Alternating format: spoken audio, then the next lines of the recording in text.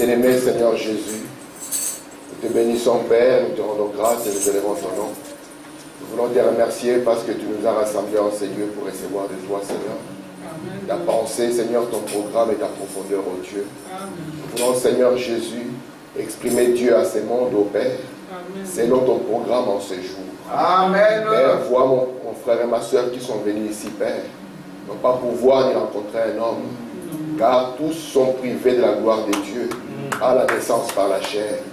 Mais Père, ils sont venus te rencontrer, toi. Alléluia. Toi, tu peux amener l'homme, Seigneur, de la naissance naturelle à la naissance surnaturelle. Amen. Toi, tu peux amener l'homme dans tout ce que l'être humain ne peut pas donner, Père.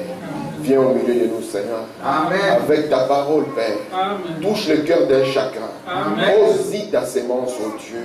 Et laisse que les fruits dignes de ces messages soient visibles en nous, Père. Amen. Nous abandonne l'église entière, ô Père. Nous sommes un peuple qui est dans le besoin et qui a ardemment besoin de toi, Seigneur. Si tu ne viens pas vers nous, nous ne serons pas épargnés de la confusion. Mais toi, tu as dit en ce jour que ton peuple ne sera plus jamais dans la confusion. Alléluia. Viens alors, ô Dieu, avec cette onction de l'aigle sur nous, qu'il puisse nous élever au-dessus de la vie de l'incrédulité, au-dessus de la vie du péché, et qu'il puisse glorifier Jésus. Oh Dieu, je t'abandonne ces instants. Laisse que tu prennes tout sous ton contrôle, au nom du Seigneur Jésus-Christ. Amen. Amen. Alors que nous sommes debout, nous allons lire la parole de Dieu. Nous allons lire dans l'Apocalypse chapitre 17. Amen. Nous allons commencer au verset 1er. Lisons ensemble la parole. Apocalypse 17, verset 1er. Puis, un des 7 anges qui tenait les 7 coupes vint. Il m'adressa la parole en disant: Viens, je te montrerai les jugements de la grande prostituée qui est assise sur les grandes eaux.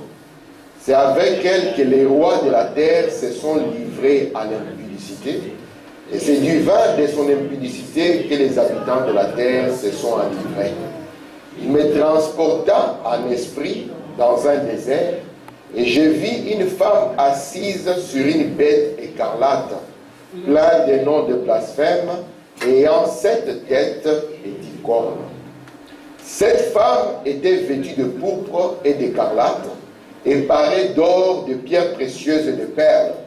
Elle tenait dans sa main une coupe d'or remplie d'abominations, des impuretés, de sa prostitution. Sur son front était écrit un nom, un mystère: Babylone la grande, la mère des impudiques et des abominations de la terre. Et je vis cette femme ivre du sang des saints et du sang des témoins de Jésus. En la voyant, je fus saisi d'un grand étonnement. Nous allons sauter bientôt. Disons le verset 7. Et l'ange me dit: Pourquoi t'étonnes-tu? Je te dirai le mystère de la femme et de la bête qui la porte, qui a les 7 têtes et les 10 cornes. La bête que tu as vue était et elle n'est plus.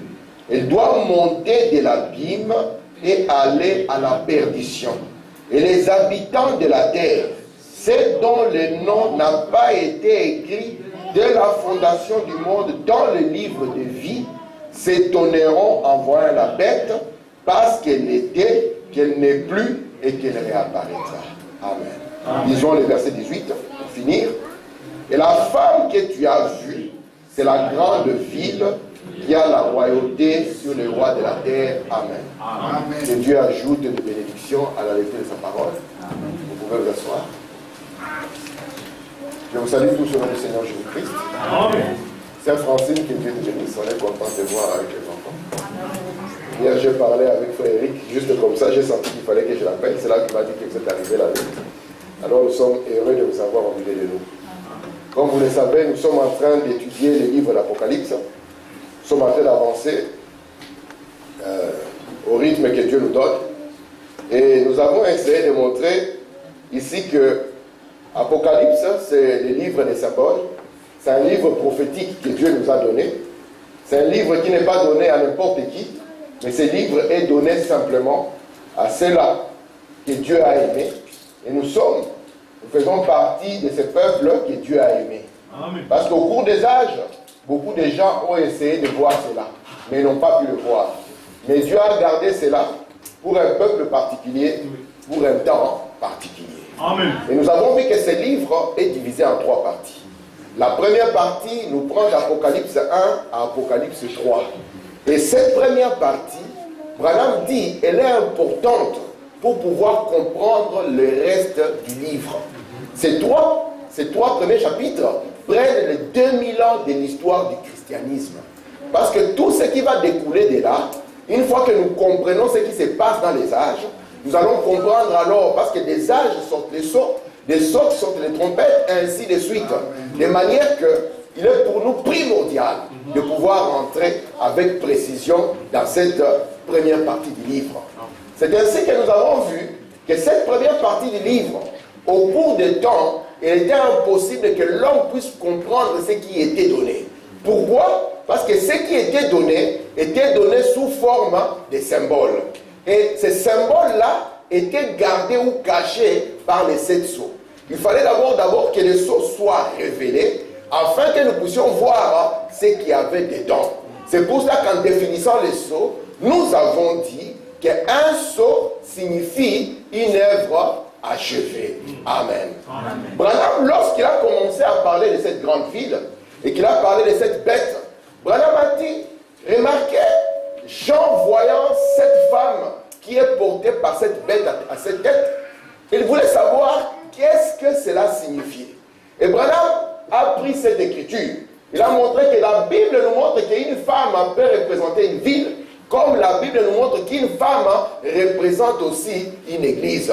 Parce que c'est les Écritures qui nous ont dit, Marie, aimez votre femme comme Christ aime l'église. Et remarquez, Branham a regardé le monde. Il voulait voir quelle est la ville qui avait de l'impact sur la terre. Parce qu'on nous a dit ici que cette grande ville, et la femme que tu as vue, c'est la grande ville qui a la royauté sur le roi de la terre. Frère Samuel, tu vas éteindre la lumière pour que nous puissions voir clairement ce qui est là. Avant personne, Dieu te bénisse, je ne te voyais pas. Je suis content de te voir. Alors regardez, on dit que cette femme, c'est la grande ville qui a la royauté sur le roi de la terre. Branham nous dit ceci, il dit qu'il a regardé et il a vu qu'il n'y avait que 2 villes qui étaient bâties sur cette colline. Parce qu'on nous a dit que les 7 têtes qu'il avait vues étaient aussi cette colline, mais c'était aussi cette roi. Et remarquez, lorsque Branham a regardé, il a vu qu'il y avait une ville aux États-Unis qui était bâtie sur cette colline. Mais il a remarqué qu'il y avait une autre en Europe. Cincinnati aux États-Unis n'avait pas la royauté sur les rois de la terre. Mais il y a une ville ici, c'est Rome, c'est particulièrement la cité du Vatican, qui peut exercer son pouvoir. Il a la royauté sur les rois de la terre. C'est pour ça que je voulais que cette image soit claire. Je ne sais pas si vous vous souvenez de ces messieurs. Amen. Il s'agit du roi belge Albert II. Dans cette posture, vous ne le verrez jamais devant qui que ce soit. Il ne sera que dans cette posture devant le pape qui est devant lui. Pourquoi? Parce que lui, il a la force. Il peut exercer sa force. Il peut dominer par la religion, comme César avait dominé par les légions. Est-ce que ça va jusque-là? Amen. Ok. Commençons maintenant. Je suis dans l'exposé à la page 311. Branham nous dit ceci. Parce que dans l'histoire de l'Église, il ne s'agit que de l'histoire de 2 esprits. Branham dit ceci. Cet esprit qui était en Juda a poursuivi son ministère tout au long du ministère de Jésus. Puis, pour les 2 vint le temps de crucifixion. Jésus fut pendu à la croix, donnant volontairement sa vie pour les pécheurs et remettant son esprit à Dieu. Son esprit est allé vers Dieu. Et il est descendu dans l'église à la Pentecôte. Mais Judas alla se pendre aussi à une croix. Et son esprit est retourné à Satan. Mais après la Pentecôte, ce même esprit qui était en Judas est descendu dans la fausse vigne, qui pousse en même temps que la vraie vigne. Mais remarquez que l'esprit de Judas n'est pas arrivé jusqu'à la Pentecôte. Il n'a jamais pu s'élever pour recevoir le Saint-Esprit. Amen. Donc, il y a 2 esprits. Et ces 2 esprits commencent depuis la Genèse. Vous allez voir que dans la Genèse de Ève, qui est l'Église, vont sortir 2 d'un côté Caïn, parce que l'esprit qui est sur Judas, c'est le même esprit qui était sur Caïn. De l'autre côté, vous verrez l'esprit qui était sur Abel. Et l'esprit qui était sur Abel, parce que Abel était le type de Jésus-Christ. Amen. Amen. C'est celui-là que Caïn, le Romain, devait tuer. Parce que nous croyons que Caïn, dans toute son essence, c'était l'expression de Rome déjà. Et remarquez, lorsque les deux esprits quittent la scène, ils quittent la scène en même temps. Lorsqu'ils reviennent en scène, ils reviennent en scène au même moment. De sorte que quand Caïn était là, Abel était là. Quand ils ont quitté la scène, ils sont partis, mais les mêmes esprits, parce que cet esprit, lorsqu'il quitte, il retourne vers Satan. Satan va chercher encore un autre corps qui va le porter. Et l'esprit de Jésus-Christ aussi est retourné à Dieu, et Dieu a cherché un autre corps qui devait porter le même esprit, afin de continuer le même travail jusqu'à la fin. Parce que, souvenez-vous, Jésus avait parlé de la parabole du champ. Il avait montré qu'il y avait un champ qu'un homme avait, et que cet homme avait laissé la bonne semence.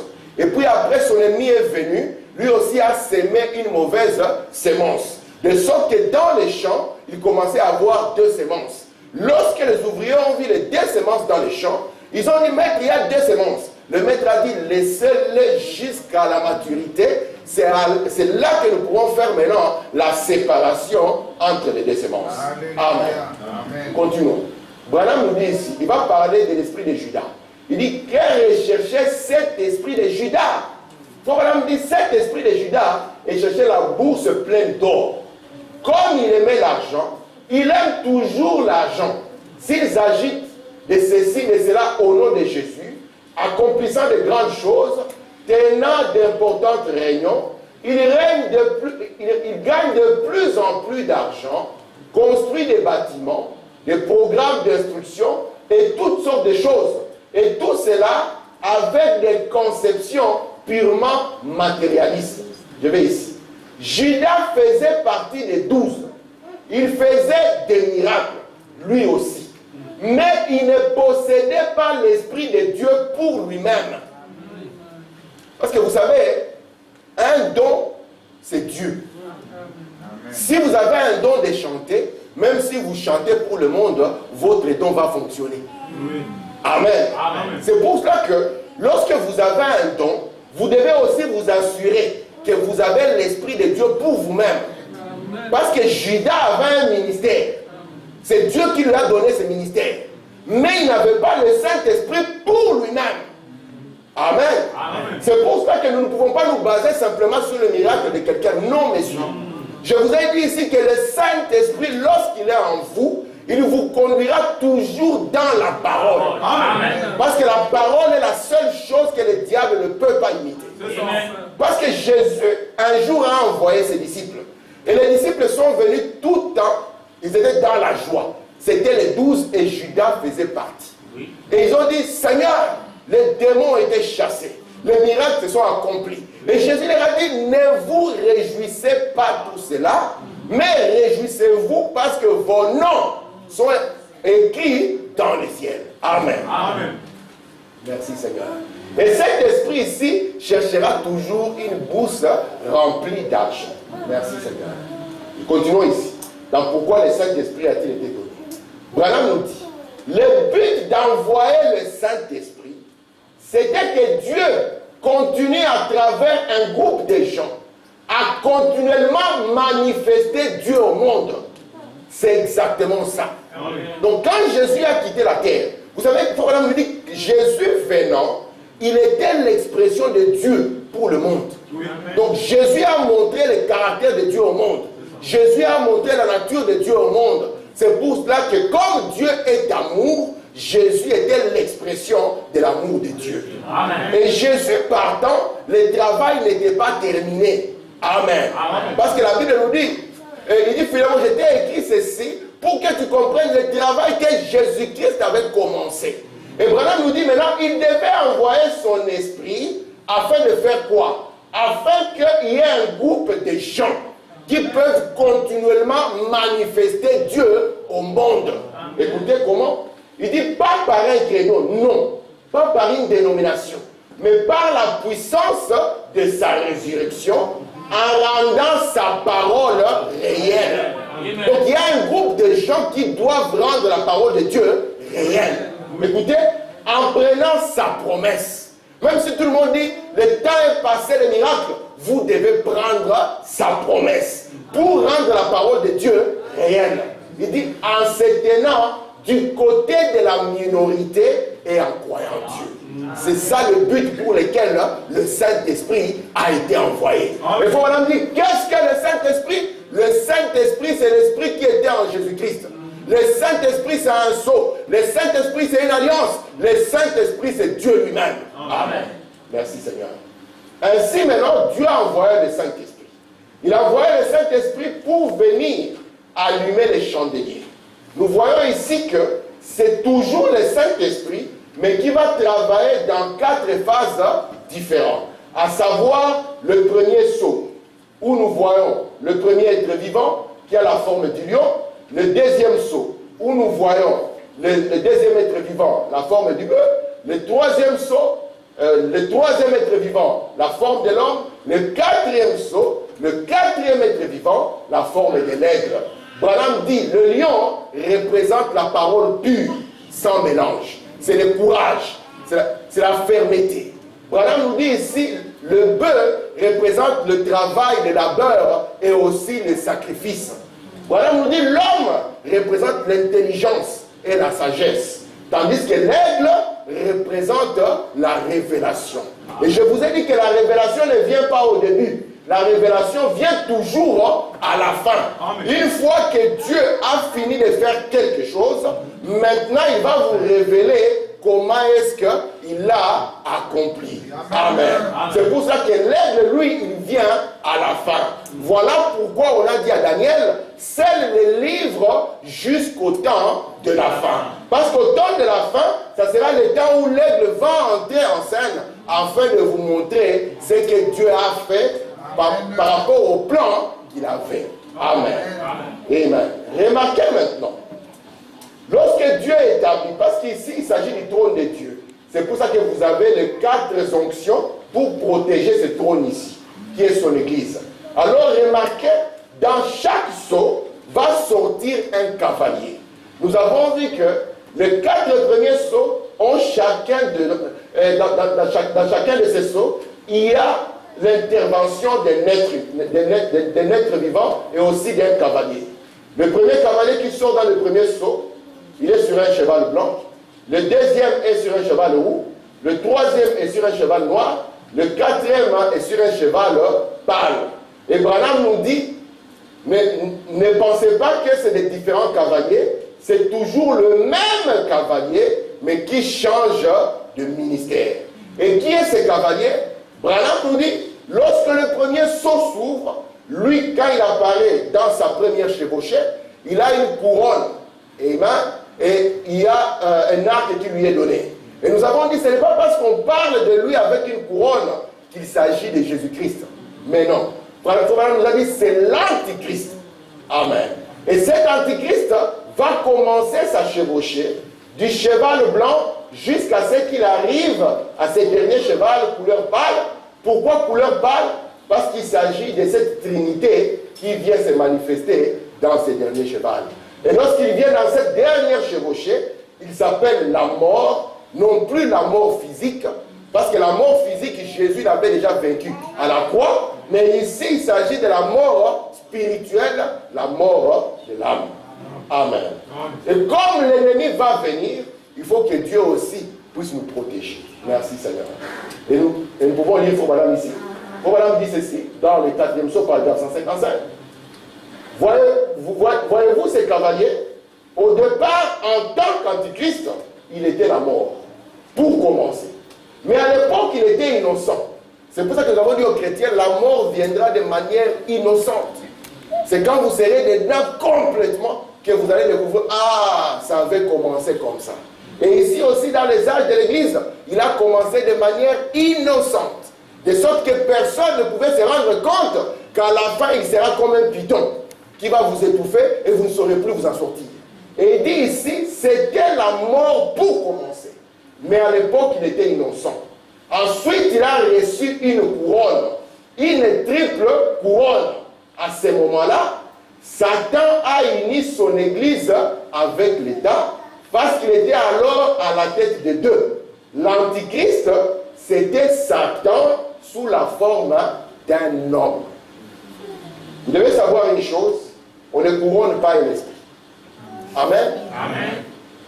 C'est un être humain parce que le couronne et le trône ont trait aux êtres humains. C'est pour ça que Branham dit, lorsque cet esprit a commencé au début, même si on dit qu'une couronne lui a été donnée, la couronne ne lui a pas été donnée quand il était encore sous forme d'esprit et de pensée. Non. Il fallait d'abord que cet esprit puisse trouver un homme dans lequel entrer, alors la couronne pouvait être posée sur la tête. C'est ainsi que nous avons avancé. Nous avons vu qu'il y avait un homme qui a été couronné, non pas simplement d'une couronne, mais si vous remarquez bien, il y a trois couronnes dans une couronne. Il avait la juridiction sur le ciel, sur le purgatoire et sur l'enfer. Lui, il est capable d'aller chercher l'âme de votre arrière-grand-père qui est là-bas et de lui donner le droit de quitter là-bas et d'aller au ciel. Amen. Merci Seigneur. Regardez Frère Branham ici dans le 5e jour. Maintenant, il va nous montrer ce que Dieu va faire. Je suis juste en train de revenir. Frère Branham dit ici dans le paragraphe 141. Donc, le premier, c'était le lion qui a rugi. Cette parole pure et sans mélange. Ça, c'est le premier être vivant. Le deuxième, celui de Thyatire, c'était le bœuf. Et c'était un fardeau, une bête de somme. Excusez-moi. C'était aussi une bête de sacrifice. N'est-ce pas là bien cette pauvre église qui était établie à Rome et qui est passée par l'âge des ténèbres?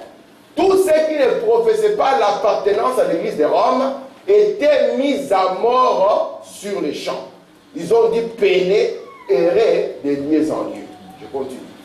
Remarquez maintenant, le premier être vivant, c'est le lion. Branham nous a montré ce que c'est.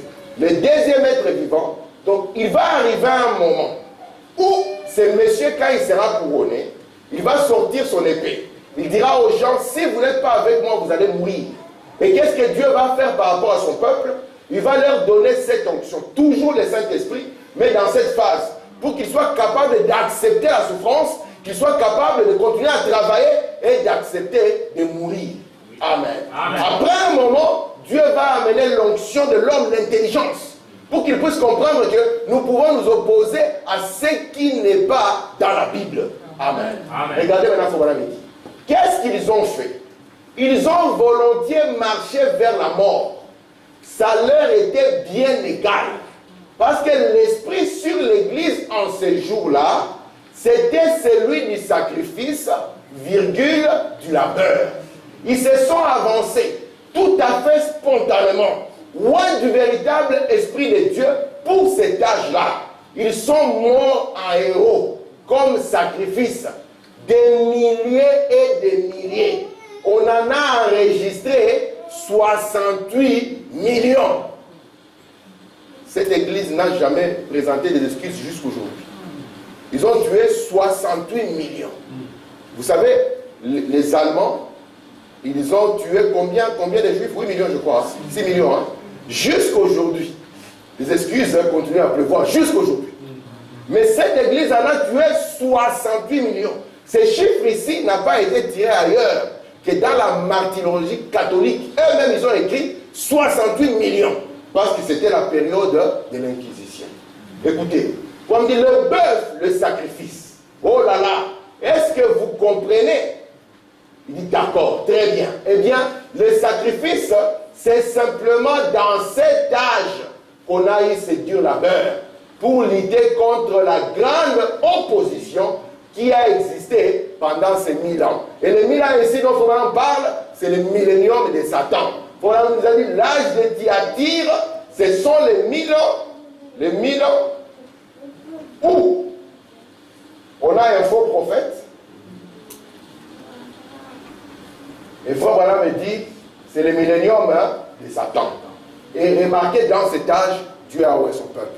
Pour que son peuple soit capable de faire face à cette oppression. Est-ce que ça va jusque là? Amen. Super. Continuons. Le 5e psaume, paragraphe 58. Le troisième être vivant qui est sorti, la puissance de Dieu a a envoyé pour le combattre, pour combattre les puissances du cheval noir. Écoutez, c'était un homme. Qu'est-ce que signifie l'onction de l'homme? Habile, intelligent, doté de la sagesse de Dieu. Vous savez, l'homme est le plus intelligent que n'importe quel animal. Parce que l'homme aussi c'est un animal. Là, voilà, dit l'homme c'est un animal au sang chaud. C'est pour cela que si vous n'avez pas l'esprit de Dieu, vous n'êtes qu'un animal. Écoutez, il est plus intelligent parce qu'il arrive presque toujours à les déjouer. Il est habile, perspicace. L'âge après l'âge des ténèbres, donc l'âge de Thyatire, donc depuis l'âge des ténèbres jusqu'ici, de cet autre côté, où l'on voit ces cavaliers chevauchant un cheval noir, alors qu'ils faisaient payer leur sacrifice, et tout ce qu'ils faisaient, l'argent était tout simplement. C'est là où nous avons vu que dans cet âge de persécution, et après est venu un âge. Lorsqu'il a commencé à chevaucher le cheval noir, on a dit qu'il portait une balance. Il a commencé à faire vendre les prières. Il a commencé à faire vendre les péchés. De sorte que vous pouvez même payer pour vos péchés de toute la vie. Vous pouvez même payer les péchés de vos enfants qui ne sont pas encore nés. Vous pouvez payer les péchés de vos ancêtres qui sont partis. Et quand ils ont commencé à faire ça, il y a eu un homme du nom de Martin Luther. Et Martin Luther s'est élevé. Comment cela est arrivé? Dans l'âge de Thyatire, le diable avait ôté la parole des gens. Et moi j'ai dit, si le diable parvient à vous ôter la parole, vous ne lisez plus la parole, vous ne la méditez plus. La parole est devenue quelque chose de caché quelque part dans un vieux tiroir, ça signifie que vous êtes en danger. Amen. Branham nous dit, un chrétien, il lit la Bible combien de fois? Un chrétien, c'est quand est-ce qu'il lit la Bible? Je vais l'entendre de tout le monde. Un chrétien, il lit la Bible quand? Branham dit, un chrétien lit la Bible chaque jour. Pourquoi il doit lire la Bible chaque jour? Parce que la foi vient de ce qu'on entend. Et ce qu'on entend de la parole de Dieu reflétée du récent par le messager de l'âge. Amen. Et dans cet âge ici, on avait retiré la Bible. Mais comme Dieu est parfait, là où on a caché la Bible, c'est là où Dieu a pris son fils, Luther, et il est parti le déposer là-bas. Exactement comme au temps de Moïse. Quand on voulait tuer les enfants, la maison où on ne peut pas chercher l'infiltré, c'est là où Dieu est parti cacher Moïse. Et ici, l'endroit où on avait caché la Bible, c'est là où Luther est arrivé. Et qu'est-ce que Luther a fait? Il y avait Dieu qui était en train de le pousser. Et Dieu a poussé Luther qui s'attache à la Bible. Luther a commencé à lire la Bible. Il a commencé à lire la Bible, il a regardé l'église, il a regardé la Bible. Il a regardé l'église, il a regardé la Bible. Et la conclusion, c'était soit l'église a raison, soit la Bible a raison. Et Luther s'est souvenu, au commencement n'était pas l'église, mais au commencement était la parole. Il faut Madame dit ceci. Parce que l'esprit de Judas, c'est l'argent toujours. Regardez ce que Madame dit. Il dit ici, ok, merci. Il dit, tout ce qu'il faisait, l'argent et tout simplement. Le même esprit était ici, dans cet âge où on avait les cavaliers sur le cheval blanc. Vous devez payer pour ceci. Vous devez payer pour cela. Et Luther a vu, quand le pape Léon X est entré, et qu'il a dit, maintenant, on peut même payer pour les péchés non commis. Luther a dit, mais c'est pas possible. Comment on peut en arriver à ça? Et nous avons vu comment Luther a placardé les 95 thèses où il a dit, le juste vivra par la foi. Et remarquez maintenant ce que Fondam dit. Ne voyez-vous pas que certains des évangélistes d'aujourd'hui ont encore cette onction-là sur eux, l'amour de l'argent, en obligeant les gens âgés à céder leur passion de vieillesse, à léguer leur maison à certaines choses. Madame dit, je ne vais pas entrer là-dessus. Il dit, cela les regarde, mais moi c'est la parole qui me concerne. Amen. Parce que les esprits ne meurent pas. Je vous ai dit que ce que les catholiques ont fait il y a des milliers d'années, c'est ce que les autres sont en train de faire aujourd'hui. Parce que quand nous avons lu, on a dit de cette église qu'elle était une mère. Amen. Une mère, elle a enfanté aussi des filles. Oui. Amen. Et ces filles ne vont marcher que dans les traces de leur mère. Amen. Merci Seigneur. Maintenant, nous avons placé les onctions. Nous avons vu que lorsque le cavalier avait commencé sa chevauchée, la couronne ne lui avait pas été donnée ici dans le premier âge. Parce que dans le premier âge, l'esprit nicolaïte n'était qu'une pensée. Amen. Amen. Mais dans le troisième âge, cet esprit qui n'était qu'une pensée et qui cherchait à ôter le Saint-Esprit, de sorte que les gens ne sont plus conduits par l'esprit, mais ils sont conduits par les pensées des hommes. C'était ça ce que était l'objectif de cet esprit. Nous avons vu en 312, quand Constantin est arrivé, il a uni l'église à l'État. Vous comprenez cela? Amen. Amen. Il a uni l'église à l'État, de sorte que cet esprit pouvait maintenant avoir accès au nom de Jésus. Et quand cet esprit a eu accès au nom de Jésus, une couronne pouvait lui être donnée. Parce qu'en 325, on a créé une église qu'on a appelée une église universelle. Et cette église universelle avait un credo, le credo des apôtres, qui est encore cité jusqu'aujourd'hui. Amen. Amen. Après cela, nous avons vu que ici, cette onction, quand il change, ici, dans l'âge de Thyatire, Thyatire signifie une femme dominatrice. Éphèse signifie viser et relâcher. Ils avaient bien commencé, ils ont commencé à se relâcher. Smyrne signifie amertume et mort. Amen. Pergame signifie mariage. C'est là où l'église et l'État se sont mariés. Et puis on arrive dans cet âge de millénium de Satan qui signifie une femme dominatrice. Ici c'est Jézabel qui exerce maintenant toute son autorité. Et elle a pris une épée de sorte que quiconque n'est pas d'accord doit mourir.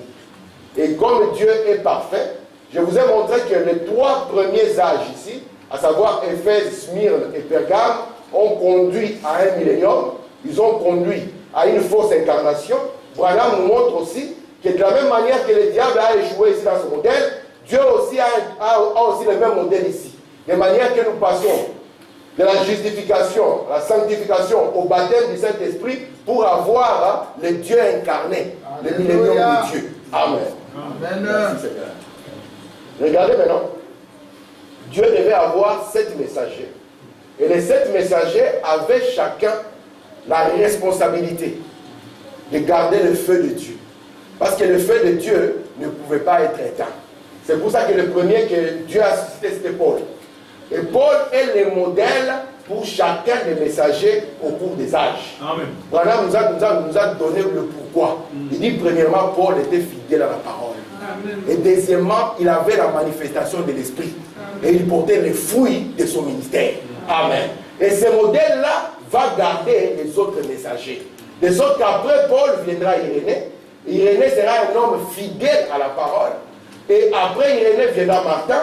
Martin sera un homme fidèle à la parole. Et puis viendra Colomba. Ainsi de suite, jusqu'à ce qu'on arrive à Frère Branham. Est-ce que ça va? Amen. Et lorsque nous arrivons à Frère Branham, comme l'onction c'est un aigle, vous verrez que la parole ne peut pas mentir. Vous verrez que le dernier qui doit venir doit être un prophète. Parce que l'aigle dans la parole représente un prophète. Amen. Merci Seigneur. Ok. L'église, vous devez savoir que l'église va connaître 3 attaques. Il y aura le nicolaïsme, le balamisme et l'esprit de Jézabel. Je suis en train de rendre les choses plus claires. Je prends l'exposé, page 201. Il n'est pas possible d'avoir une organisation de type nicolaïte dans l'église sans que cette autre doctrine fasse aussi son entrée, donc le balamisme. Vous voyez, si on note la parole de Dieu et l'action de l'esprit comme moyen d'adoration, Jésus avait dit, il faut que ceux qui m'adorent, m'adorent en esprit et en vérité. Or, la vérité, c'est la parole. Et l'esprit, c'est l'onction. Amen. Amen. Il faut que les deux soient ensemble pour que nous puissions adorer Dieu. Mais si l'esprit nicolaïte vient dans le but d'enlever l'esprit et la parole, Branham dit quand cela commence, on doit finir par voir le balamisme aussi arriver. Branham dit il faut donner aux gens une autre forme d'adoration comme substitut. Qui dit substitut dit balamisme. Donc quand vous enlevez la parole et l'esprit, il faut proposer aux gens le credo. Vous comprenez ça? Oui. Vous devez enlever la parole et l'esprit. Prenez simplement une Bible, donnez à un catholique. Dites-lui, hé frère, lisons un peu dans Habakkuk. Vous allez voir la souffrance de la vie. Il va chercher Habakkuk ici. Il cherche Habakkuk ici. Il se demande Habakkuk c'est où? Il regarde dans les tables de matière. Il pense que toutes les Bibles ont les mêmes pages. Parce qu'on n'a pas la parole. Et quand on n'a pas la parole, il faut donner aux gens le credo. Et c'est ça le rôle du balamisme. On note la parole, on note l'esprit, on amène les gens simplement dans une certaine croyance, dans une certaine doctrine. Or, Branham, quand il nous a amené la parole, il a amené la conduite, l'ordre et la doctrine. Amen. Merci Seigneur. Regardez maintenant. Comme on a ôté la parole, il faut conduire les gens dans un credo. Et dans un des credos, vous voyez ce qui tient là? Ça, c'est un crâne humain. Vous pouvez le voir, vous voyez, les dents sont là. Je ne sais pas si vous le voyez. C'est vraiment un crâne humain. Vous êtes à l'église où vous devez adorer Jésus, on vous amène un crâne humain. Et on vous pose la question, c'est Halloween ou quoi? On vous dit non, c'est le crâne d'un saint. Il faut le toucher pour être béni. Et quand on l'amène au milieu de vous, c'est une source de bénédiction.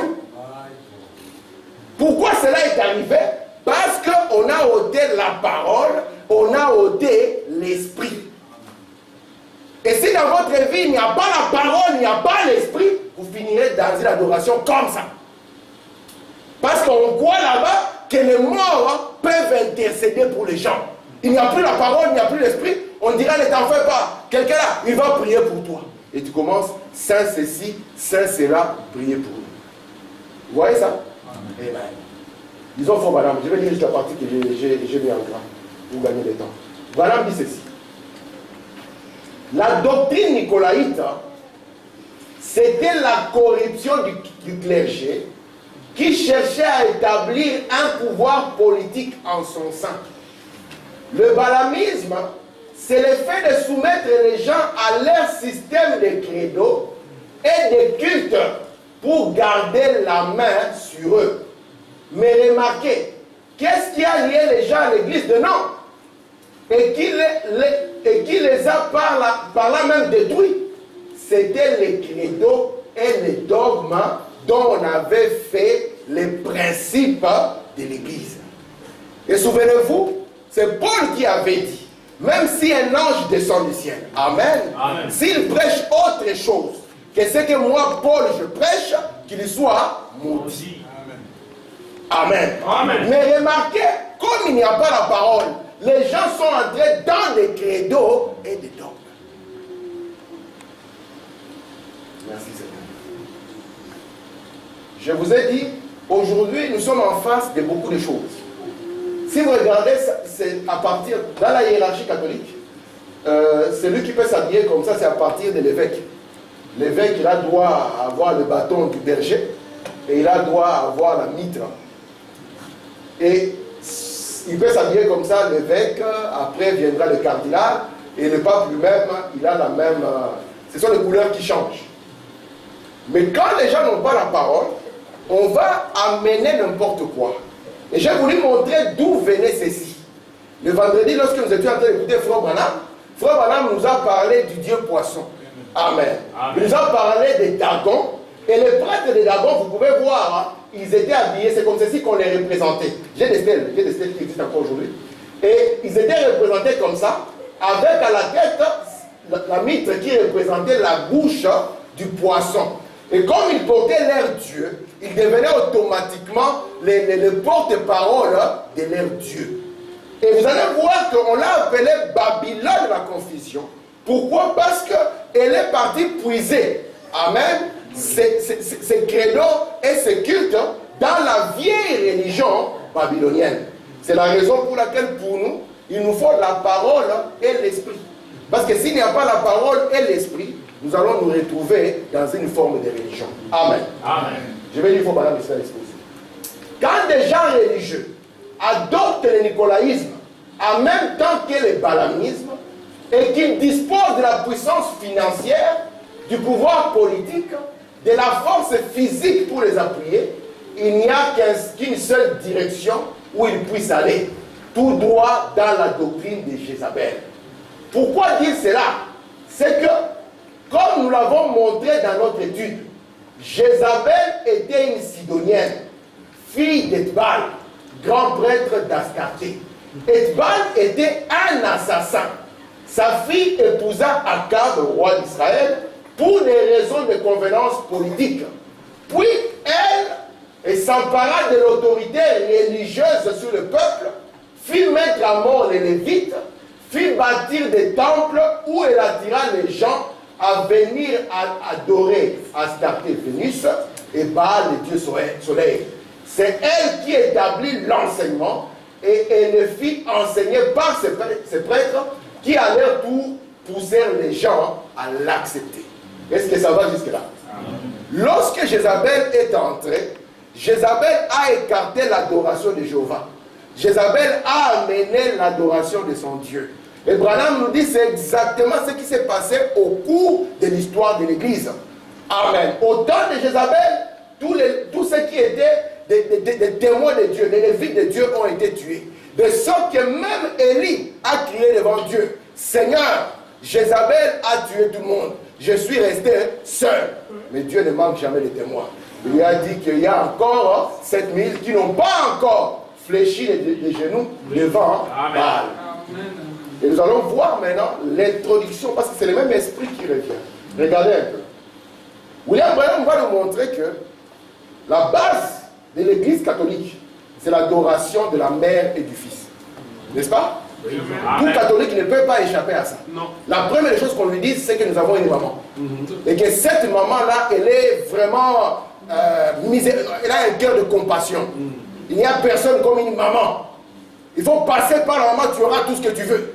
Tu te souviens même Jésus, son premier miracle, qui l'a poussé à le faire, c'est la maman. Si tu veux le miracle de ta vie, il faut passer par la maman. Or, l'adoration de la mère et de l'enfant n'est pas quelque chose de nouveau. Amen. C'est quelque chose qui vient du paganisme. Parce que dans le paganisme, on a toujours une mère qui doit jouer le rôle de la mère de Dieu. Or, nous avons dit pour nous que Marie ne peut jamais être la mère de Dieu. Amen. Et nous avons vu ici que du temps de Sémiramis, il était là avec son fils. Il ne s'agit pas de Marie. Ne confondez pas cette statue. Il ne s'agit pas de Marie. Il ne s'agit pas de Jésus non plus. C'est pour ça que peu importe le nom que vous donnez, ce n'est pas parce que vous appelez Jésus qu'il s'agit de Jésus. Ici, Sémiramis et Tammuz. Parce que cette adoration de la mère et du fils avait commencé à Babylone. La même père de la mère avec son fils dans les bras, nous la trouvons en Égypte, avec Isis et Horus. Ici, quand les Romains sont arrivés, ils ont dit que Vénus est devenue Marie. Et ils nous ont montré Marie avec les bébés dans les bras. Et tout le monde a dit, priez pour nous, maintenant et à l'heure de notre mort. En Chine, on a trouvé la même chose. On arrive en Inde, on trouve la même chose. Or, Paul a insisté, si quelqu'un vient, prêche autre chose, qu'il soit maudit. Amen. Oh, on doit prier les appels, on pose la question, est-ce que Paul l'a-t-il enseigné? Non. Non. Amen. Marie, cœur miséricordieux, est-ce que Paul l'a-t-il enseigné? Non. Médiatrice, est-ce que Paul l'a-t-il enseigné? Non. C'est pour cela que le messager avait comme modèle Paul. Amen. Merci Seigneur. Lorsque nous arrivons en Inde encore, nous trouvons ici des Devaki. Avec Vishnu dans les bras. C'est la mère et le fils. Et toujours cette même père, elle a commencé et aujourd'hui, elle est perpétuée. Les gens pensent qu'ils sont chrétiens, mais ne comprennent pas que c'est la même vieille religion babylonienne qui continue à vivre au travers d'une église. Pourquoi? Parce qu'on a arraché la parole et on a arraché l'esprit. Amen. Merci Seigneur. Ils ne se sont pas arrêtés là. Ils sont partis plus loin. Ils ont dit qu'il y a 3 personnes en Dieu. Vous voyez ça? Les barbus là, c'est Dieu le Père. Et Faubourg dit, la Trinité est représentée par un triangle équilatéral. C'est pour ça que lui, il n'a pas les cercles, il a le triangle. À côté de lui, il y a le Fils. Et tout en haut là-bas, il y a le Saint-Esprit. Et c'est ça ce qui est censé faire la divinité. Maintenant, quand vous priez qui? ça va là-bas, parce que celui-ci n'est pas celui-là. Celui-là n'est pas celui-là. Celui-là n'est pas celui-ci. Il faut madame dire déjà, si ça fait ça, c'est une confusion. On ne sait plus, lui, il est le fils de qui? Parce qu'il ne peut pas appeler père celui qui n'est pas son père. Amen. Amen. Mais ceci a toujours un but. Parce que, William Branham dit, si nous ne connaissons pas qui est Dieu, nous ne pouvons pas avancer. Amen. Or, la pleine révélation de qui est Dieu était cachée dans le sol. Amen. Amen. Amen. Merci Seigneur. Regardez, on continue. Le Père est Dieu, le Fils est Dieu, le Saint-Esprit est Dieu. Mais le Fils n'est pas le Saint-Esprit, le Saint-Esprit n'est pas le Père n'est pas le Fils. Et pourtant, on a dit à Marie que le Saint-Esprit te couvrira.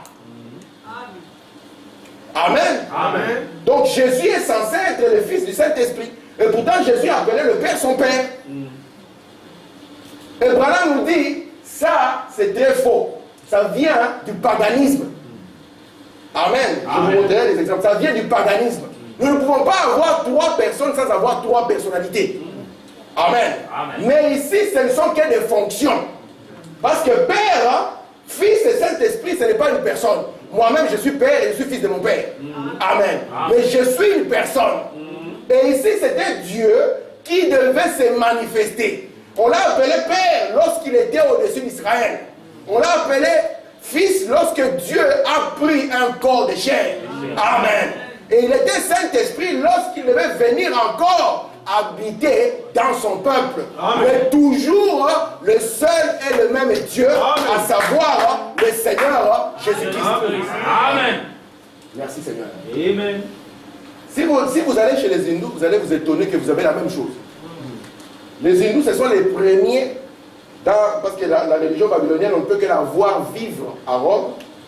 Mais les hindous sont les premiers, dans la triade, à avoir 3 qui sont un. À savoir le Père, Brahma, Vishnu et Shiva, ou bien Krishna, qui sont là et qui forment la triade. Et c'est pour ça que vous verrez toujours cette forme ici, d'unité à 3. Et on dira c'est ça la divinité. Il faut dire cela va même chez les bouddhistes, parce que c'est Bouddha, ça va même chez les bouddhistes.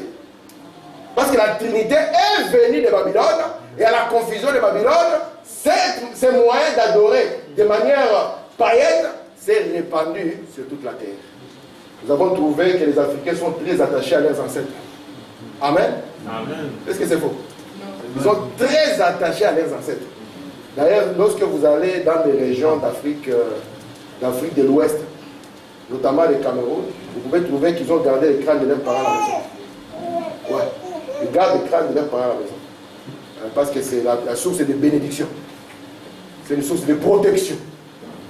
Mais ce qui vous protège, c'est la parole de Dieu. Amen. Regardez maintenant la finalité. La finalité, c'est que lorsqu'on a présenté ces bons comités, à savoir le Père, voyez, il est tellement âgé, le Père.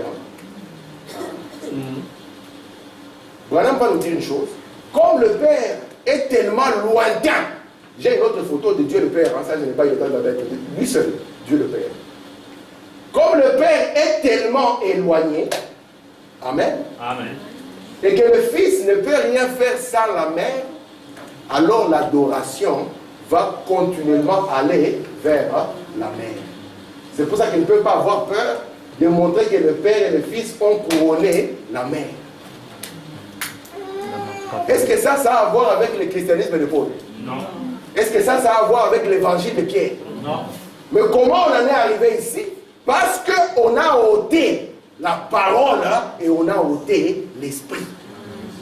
Ou là, on dit, lorsque vous ôtez la parole, vous ôtez l'esprit, vous devez prendre des credos. Et lorsque vous prenez les credos, regardez à quoi vous allez aboutir. Mais toujours cette église, elle portait quel nom? Le nom d'église chrétienne. En Belgique, si vous dites je suis chrétien, on dit dans la tête des Belges, ils savent que vous êtes catholique. Parce que c'est la seule forme de christianisme qu'ils ont connue. Merci Seigneur. Ils ont fait voilà. Je suis ici dans l'exposé de Dieu Saint, page 246. Ainsi, quand Léon X devint pape et que Jean Tézel s'est mis à vendre les indulgences pour les péchés, l'Éternel n'eut pas d'autre choix que de s'élever contre cet enseignement contraire à l'écriture. Tout d'abord, il s'y opposa violemment dans ses prédications. Puis il écrivit ses 95 thèses qu'il afficha à la porte de l'église. Ici, c'était le 31 octobre 1517. Quand il a affiché ceci, ça a embrasé l'Allemagne. Parce que les gens n'aiment pas qu'on puisse les dominer pour rien. Alors quand ça a embrasé l'Allemagne, les nouvelles sont arrivées jusqu'à Rome. Quand les nouvelles sont arrivées jusqu'à Rome, on a donné à Luther, le pape lui a envoyé une lettre. Amen. C'était en 1520. C'est pour ça que 1520 marque un tournant dans l'âge de l'Église. En 1720, il lui a envoyé une lettre en lui disant, soit on va t'excommunier, soit tu arrêtes avec tes histoires. Amen. Et en 1520, c'est là où Luther a pris la lettre et l'a déchirée. Et en 21, il a été excommunié, juste au début de l'année. Et cela a ouvert une autre temps, une autre ère. Parce que Dieu a envoyé l'intelligence de l'homme pour lire la parole et voir que tout ce que je vous montre là ne vient pas du christianisme. Et cet homme a contesté cela. Amen. Amen. Mais comme c'était un messager de Dieu, ce n'était qu'un seul homme. Il n'avait pas la force de contester contre cette église. Cette église avait soumis des rois, avait démis des rois. Mais lui, un simple homme, parce que le Saint-Esprit était avec lui. Amen. Quand le Saint-Esprit est avec vous, personne ne pourra vous arrêter. Amen. Amen. Voilà ici, or Martin Luther était lui-même un chrétien sensible. Un chrétien doit être sensible à l'esprit. Donc il était rempli de l'esprit. Il était véritablement un homme de la parole. Non pas seulement parce qu'il étudiait avec ardeur. Branham a dit, chrétien du temps de la fin, étudiez le message. Étudiez-la. Pas seulement l'écouter, mais l'étudier. Il dit, mais encore, parce qu'il mit tout son cœur à la rendre accessible à tous, pour que tous puissent vivre par elle. Luther a fait un travail magnifique. Il a compris que la Bible a été retirée. Il a dit la seule chose pour rendre les gens libres, il faut leur donner la parole. Parce que vous connaîtrez la parole, vous connaîtrez la vérité, et la vérité vous rendra libre. Amen. Aucun pasteur ne vous fera peur. Aucune église ne vous fera peur. Pourquoi? Parce que vous connaissez la parole. Maintenant, regarde. Le fait que cet âge soit celui de la première rupture notoire avec la Rome papale est sans doute ce qui a incité Jézabel, la prophétesse, à consolider et à mettre en valeur la doctrine de la mariolâtrie. Ainsi, elle s'opposait directement aux protestants, qui refusaient à Marie tout part dans le plan du salut. Marie n'a rien à voir dans le plan du salut. Marie n'a rien à voir dans le plan du salut. Amen. Je continue. Excepté la faveur que Dieu lui a faite d'être la Vierge choisie pour porter l'enfant. Quand le Saint-Esprit devait venir, Marie aussi devait recevoir le Saint-Esprit. La Bible nous dit qu'elle faisait partie des 120 qui étaient dans la chambre haute.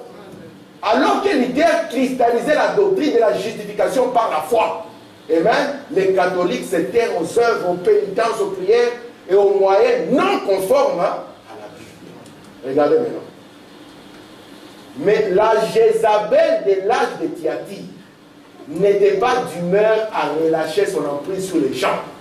Ainsi, dans l'âge des Sardes, voyons-nous sa fille Athalie redresser la tête en espérant pouvoir étouffer la vraie sémence sous les intrigues de l'organisation. Il faut madame vient de nous donner un élément ici, n'est-ce pas? Vous voyez un nom ici, Athalie. Ça vous dit quelque chose, ce nom, Athalie? Du temps d'Israël, lorsque Salomon s'était détourné de Dieu, Dieu avait dit à Salomon, comme à la fin tu n'as pas marché comme David ton père, le royaume sera divisé. Non pas sous ton règne à cause de David, mais cela va arriver sous les règnes de ton fils. Et après Salomon est venu Roboam. N'est-ce pas? Amen. Vous lisez la Bible chaque jour, n'est-ce pas? Amen. Après Salomon est venu Roboam. Et du temps de Roboam, il y avait un homme qui s'appelait Jéroboam, qui était serviteur de Salomon. Et au travers de lui, le royaume a été divisé en deux. Il y avait une partie, le royaume d'Israël, et de l'autre, le royaume de Juda. Et c'était les deux maisons de la maison d'Israël, à savoir Juda et Israël. Israël c'était 10 tribus, Juda était resté un petit royaume avec 2 tribus. Amen. Amen. Souvenez-vous maintenant, Akab était roi d'Israël. Lorsqu'Akab est venu et qu'il s'est marié pour des motifs politiques à Jézabel, Jézabel a eu une fille du nom d'Athalie. Vous êtes là? Amen. C'est pour ça qu'on a l'expression telle mère, telle fille. C'est pour ça que telle mère, telle fille. Nous pouvons le voir au cours des âges de l'Église. Telle mère, telle fille. Madame, va plus loin et dit, vous voulez épouser quelqu'un et regarder aussi sa maman. Amen. Amen. Parce qu'elle ne pourra jamais échapper à cette influence. Vous êtes là? Amen. Merci Seigneur. Alors regardez, cette fille Athalie n'était pas une adoratrice de Dieu. Parce que lorsque Jézabel est arrivée en Israël, elle y a érigé des temples de son Dieu. Et comme le royaume de Juda était épargné jusque-là, lorsqu'elle a eu sa fille, elle l'a envoyée en mariage à Juda. Et sa fille aussi devait polluer Juda comme Jézabel a pollué Israël.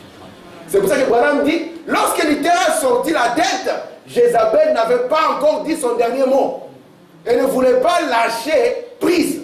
Parce que quand Luther est sorti, beaucoup de gens qui ont suivi Luther ne l'ont pas suivi parce qu'ils aimaient Dieu. Beaucoup de gens qui ont suivi Luther sont venus parce qu'ils en avaient marre de l'argent qu'ils devaient payer. Comme on dit, c'est là où la colère de l'homme a glorifié Dieu. C'est pour ça que lorsque nous venons au Seigneur, nous devons avoir un vrai motif. Amen. Un motif pur. Un motif vraiment centré sur la parole. Amen. Pas dire que si je vais là-bas, là-bas les maris sont fidèles, moi je vais aller. Non, c'est pas comme ça. Amen. On y va parce qu'on donne son cœur à Dieu. Amen. Merci Seigneur. Regardez ici. Dans l'âge de l'église de Thyatire. Sa fille s'appelait Athalie. Athalie, elle l'avait. Elle, Jézabel, l'avait mariée à Joram, fils du roi de Juda. Et l'on dressa alors les hôtels de Baal à Jérusalem. Vous vous rendez compte? Eh bien, vous n'avez pas besoin de consulter l'histoire pour cela, c'est dans la Bible. Sa fille Athalie épousa le fils de Josaphat, Joram, et ses filles firent la même chose qu'elle. La première, la mère ici, c'est Jézabel. Et Jézabel, c'est la grande église catholique. Il faut Madame dit, nous n'avons rien contre les catholiques. Madame dit, Dieu a ses enfants là-dedans. Et même le pape, nous ne devons pas lui manquer du respect. C'est ce qu'il faut Madame dit. Il dit, nous ne pouvons pas, nous sommes simplement contre l'onction qui est sur lui. Amen. Amen. Mais s'il veut que nous l'appelions révérend, nous allons l'appeler révérend. Amen. Amen. Nous l'appelons révérend. Bonjour révérend. Nous n'allons pas l'appeler mon Seigneur, il n'est pas notre Seigneur. Parce qu'ils sont arrivés au point d'appeler les gens mon Seigneur. Mais papa, de quelle force? Merci Seigneur. Vous voyez que ça, nous serons partis dans les histoires. Écoutez ici, dans l'âge de vie de ça. Ainsi donc, sarde, comme nous commençons maintenant, le mot sarde au premier verset, le mot sarde en anglais, ces termes signifient, si vous voulez vérifier cela, ça veut dire qui a échappé. La véritable sarde, c'était ce qui avait échappé. Et ce que sarde veut dire très bien, c'est lui qui a échappé. Donc ici, il y avait l'emprise de Jézabel. Et à Sarde, par la grâce de Dieu, il y avait un petit groupe qui était parvenu à faire quoi? À s'échapper. Alors, il faut même dire, c'est l'exemple des esclaves qui parviennent à se dégager des chaînes et à fuir. C'est pour ça que Dieu, qu'est-ce que Dieu va leur dire? Dieu va leur dire, comme vous êtes parvenus à vous échapper, alors soyez vigilants. Vous voyez ça? Amen. Soyez quoi? Vigilants. Parce que si vous n'êtes pas vigilants, vous allez encore vous retrouver dans les mêmes chaînes qui vous avaient liés. Est-ce que ça va jusque-là? Amen. Merci Seigneur. Le 5e âge, ayant largement propagé la parole au moyen de l'imprimerie, le 6e âge était tout fait de tirer profit de cet état des choses. Ce Ce fut la seconde étape de la restauration. L'âge de l'aigrette, comme nous l'avons dit plus haut. L'instruction florissait. C'était l'âge d'hommes intellectuels qui aimaient Dieu et les servaient. Les missionnaires étaient nombreux et la parole se répandait dans le monde entier. C'était l'âge de l'amour fraternel. C'était l'âge de la porte ouverte. Ce fut le dernier âge long. L'âge de l'Odyssée allait être un âge court. Donc regardez ici. Branham va nous montrer quelque chose. Ici à Sardes, on les appelle les rescapés ou les échappés. Ils viennent à peine de sortir des chaînes de Rome. Et vous savez que lorsque j'ai ici le chandelier, je prends ça, je laisse les trois âges qui étaient ici, à savoir Éphèse, Smyrne et Pergame. Je vais prendre l'autre partie qui concerne le réveil de l'Église. Ici, c'est Thyatire qui marque la frontière. Après, ici, nous avons Sardes. Après Sardes, viendra quel âge? Après Sardes, viendra quel âge? Mais où sont les blancs? Après Sardes, viendra quel âge? C'est pas les enfants laissez là-bas. Après Sardes, viendra quoi? Vous lisez le Coran. Après Sardes, viendra quoi? Oh mon Dieu. Seigneur Jésus. Viendra l'âge de Philadelphie. Parce que si vous ne connaissez pas ça, c'est que vous n'êtes pas dans le message de Branham. Hein? Ceux qui ne connaissent pas, ils sont partout dans les églises, mais ça, c'est notre matière. Amen. Amen. Nous ne pouvons pas prêcher la parole sans entrer dans les âges. Parce que tout découle des âges. Amen. Sardes, Philadelphie, et puis vient la Odyssée. Amen. Et Branham nous dit, la première partie, c'est comme une sémence. Une sémence, lorsque vous la mettez en terre, elle va commencer à dépérir, jusqu'à arriver à cet âge qui est la mort. Mais comme la vie ne peut jamais être tuée, il faut que la vie revienne. Amen. Et lorsque la vie revient, elle va revenir d'abord par cette première petite pousse. Et cette première petite pousse, c'est ça de les rescapés. Et en étant des rescapés, ce n'est pas encore l'église originelle. Amen. Parce que lorsque vous voyez une feuille commencer à sortir du sol, ce n'est pas encore la sémence telle qu'elle était entrée. Alléluia. Amen. Mais il faut que cette vie qui était là-bas puisse arriver jusqu'à maturité. Et là, on peut dire que nous avons la résurrection, nous avons la même sémence qui était partie en terre, la même sémence qui est revenue. C'est pour cela que Jésus nous avait dit, lorsque vous verrez le Saint-Esprit venir et faire ces choses, Amen, c'est lui qui dira quelque chose contre, il sera anéanti. Amen. Et pour nous dire ici, ce n'est pas encore la restauration, c'est l'âge de la réforme. Et Dieu dit à cet âge, vous êtes des rescapés, soyez vigilants. Parce que si vous n'êtes pas vigilants, attendez, sera sur vous. Vous êtes là? Amen. Merci Seigneur. Ils ont dit, nous sommes des luthériens. Nous ne sommes pas des catholiques. Les catholiques sont tombés. Nous les luthériens, nous sommes bien. Mais on leur a dit, vous êtes des rescapés. Soyez comment? Vigilants. Est-ce que Luther est resté vigilant?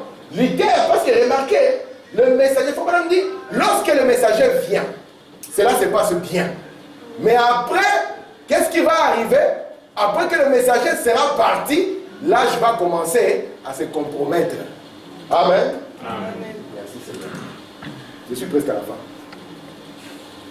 Voilà, l'église luthérienne était dans la confusion totale. Donc je commence ici. Quand John Wesley est venu, après que Zwingli est venu et Calvin, ces derniers ont apporté à l'église la doctrine de la sécurité. Vous êtes les ennemis de Dieu. Vous avez la sécurité éternelle. Est-ce que c'est faux? C'est vrai. Mais vous devez prendre cela correctement. Et écoutez ce qu'il faut dire. Ces derniers, donc Calvin, a apporté à l'église la doctrine de la sécurité. Au point que les gens ne voulaient plus de réveil. Ils disaient, ce qui doit arriver, arrivera. Pourquoi prier, frère? Ce qui doit arriver, arrivera. Il dit, ça s'arrêtait là. Et ils vivaient n'importe comment. Au lieu qu'ils puissent être vigilants, ils ont dit, ce qui doit arriver, arrivera. Frère Branham dit, la prière change les circonstances. Amen. Amen. Frère Branham dit, ça change les circonstances. Amen. Nous ne pouvons pas en arriver au point où on devient des défaitistes en disant que ce qui doit arriver, arrivera. Non. Nous croyons que nous sommes dans la sécurité avec Dieu. Nous croyons que Dieu nous a donné les armes pour que les circonstances puissent changer. Amen. Merci Seigneur. Amen. En ce temps-là, il ne voulait plus les réveils, il n'en voulait plus. Or, nous avons reçu les réveils de cet honneur qui ne peut pas s'arrêter. Amen. Amen. Où les circonstances sont changées. Amen. Amen. Merci Seigneur. Il dit qu'il s'arrêtait là et il vivait n'importe comment. C'est comme cela que l'église est devenue. Donc au point même qu'il disait, nous ne sommes pas catholiques, mais dans la différence, il n'y avait plus rien. Je suis là. Le 5e saut. L'église luthérienne était dans une confusion totale. Et l'église anglicane, vous savez pourquoi d'abord l'église anglicane avait commencé? Les rois, parce qu'à cette époque, lorsque vous devez répudier votre femme et être capable de vous remarier, il n'y avait que les papes qui pouvaient vous le permettre. Peut-être que la reine, c'était une bonne amie du pape, je ne sais pas. Le pape a dit au roi anglais, messieurs, tu vas garder ta femme. Il n'y a pas moyen de t'en séparer. Et c'est là où le pape et le roi va faire, il va profiter aussi, c'était le moment où on pouvait contester les papes. Il va profiter pour dire que nous brisons les liens avec cette église. Nous allons faire une église, on va appeler l'église anglicane, avec les chefs de l'église et le roi. Jusqu'aujourd'hui, hein, la reine, c'est ça la chef de l'église. La reine d'Angleterre. Elle est la chef. Voilà, le pays tout entier était corrompu. Exactement comme en ce moment. Les églises étaient dans la confusion. Lors du règne d'Henri VIII en Angleterre, après Marie la sanguinaire, et tous ces événements qui avaient eu lieu, en ce temps-là, l'église était tellement remplie de violence et de corruption. Les hommes prétendaient être chrétiens, tout en vivant avec 4 ou 5 femmes. Amen. Et faisaient tout ce qu'ils voulaient, continuer à vivre dans la souillure. C'est comme ça qu'était l'église. Quand Luther est parti, ce qui s'est passé, c'est que la mauvaise sémence a commencé à germer et à prendre de l'ampleur. Et Dieu ne pouvait pas accepter que tout s'arrête là. Amen. Regardez là ici. Sois vigilant et affermi. Le reste qui est près de mourir. Les idées exprimées par le démon vigilant et affermi sont les suivantes. Être vigilant, c'est non seulement être éveillé, mais aussi être en état d'alerte. Il dit, manquer à cela impliquerait un danger, une défaite. Affermir ne veut pas simplement dire donner de la force. Cela signifie aussi fixer et établir en vue d'une situation permanente. Ces deux ordres se rapportent à ce qui reste de la vérité et qui est près de mourir. Cette expression de l'esprit m'apparaît comme une illustration. Un groupe d'esclaves enchaînés physiquement et moralement se sont soulevés, ont échappé à leurs ravisseurs. Le mot même des saints signifie les rescapés.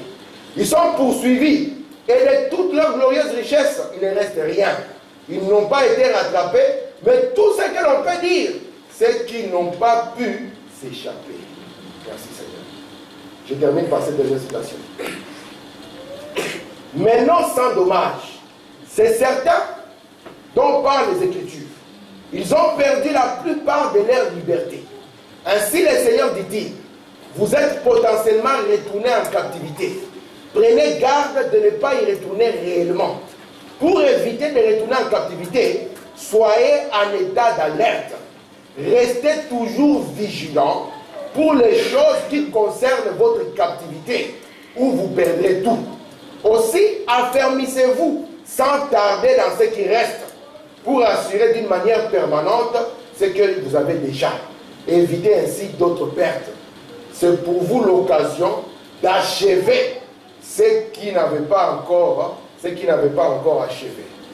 Vous savez, Luther, quand il est sorti, Luther n'a pas séparé l'église de l'État. Non. L'église officielle d'Allemagne avant la séparation, c'était l'église luthérienne. Amen. Luther n'a pas démantelé la hiérarchie. Vous comprenez ça? C'est pour ça que Dieu leur a dit, faites attention. Vous n'avez pas encore échappé. Amen. Il s'agit de la vie d'un homme. Ça, c'est mon dernier exemple. D'un jeune garçon. Le jeune garçon, c'est un esprit qui vient vers lui. Ça commence, ça peut être un jeune garçon comme un papa, n'importe qui d'entre nous. C'est un esprit qui commence. Elle commence en douceur, en disant il n'y a rien de grave. Amen. Ah, c'est rien, tu es un frère. Toi, tu peux aller jusqu'au bout. Toi, tu peux. Frère Madame dit avec les femmes, on ne va pas aller jusqu'où on peut aller. Avec les femmes, on fouille. Amen. Ah, toi, donc tu es blindé, frère. Amen. Et comme il pense qu'il est blindé, qu'est-ce qu'il fait? Il relâche. Et dans ce relâchement, cet esprit qui avait commencé en douceur a pris de la grosseur ici. Amen. Et arrivé ici, le frère commence à arriver au mariage. Il devient un avec cet esprit qui avait commencé. Vous comprenez ça? Ça, c'est le gamme. Quand cet esprit est devenu grand, parce qu'ici, il est devenu amer. Les choses de Dieu, c'est l'amertume dans sa vie. Ici, cet esprit est devenu plus grand.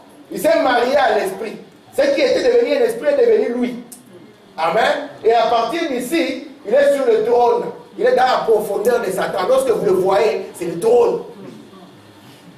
Amen. Alors, si par la grâce de Dieu, amen, il a une occasion pour sortir de cet engrenage, on lui dit alors, sois vigilant.